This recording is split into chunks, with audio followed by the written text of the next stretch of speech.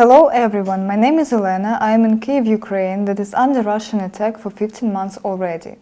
And this video is devoted to the anomaly high rate of killed Russian generals in the Ukrainian-Russian war. The death of a Russian general in Ukraine this week, reported by several Russian bloggers who cover the war, marks the latest in a spate of fatalities among senior Russian officers and revives questions about the overall Russian operation in Ukraine. Major General Sergei Garyachev, 52, was killed Monday as a result of Ukrainian missile attack in the Russian-occupied Zaporizhzhia region, which is one of 4 regions of Kremlin annexed illegally last year, and in recent days it has been a focal point of the Ukrainian counteroffensive. Since its February 2022 invasion of Ukraine, Russia has confirmed the deaths of 4 generals. Ukraine claims that 14 Russian generals have been killed, and Western officials have put the number at 7. All those figures were given prior to the reports of General Garyachev's death. Generals rarely die on the modern battlefield.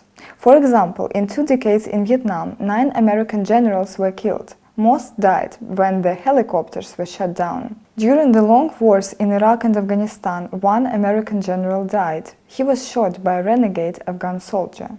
And during the decade-long Soviet occupation of Afghanistan, 5 Soviet generals were killed.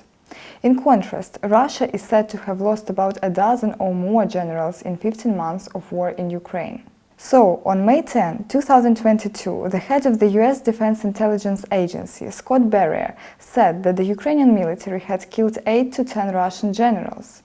At the time, some US officials attributed this utopically high figure partly to intelligence support from the United States, while others attributed it to Russian generals being forced to operate on the front lines to force troops to follow orders. According to Japanese intelligence gathered in cooperation with the United States and Europe, 20 Russian generals were killed during the year of the war in Ukraine, which is about a fifth of all officers of this rank in the Russian armed forces. According to intelligence officers, Ukraine was able to find out the location of the highest ranks of the Russian command by tracking the signals of their mobile phones. Because of this, Moscow was forced to prohibit servicemen from using such devices in the combat zone. The large number of generals killed is also explained by the superiority of the Ukrainian armed forces in cyberspace, as well as the fact that Russia sent higher command to the front. In the American army, people at lower levels of command are given a great deal of freedom and encouragement to make decisions on the spot,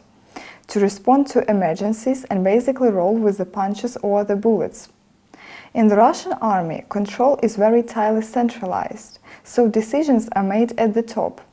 And so generals go forward in a situation like this. Some intelligence data indicates that Ukraine is also helped by informants in the occupied territories in its hunt for Russian top officers. This was Look Up channel. Thank you for watching and subscribe to follow what's going on in Ukraine.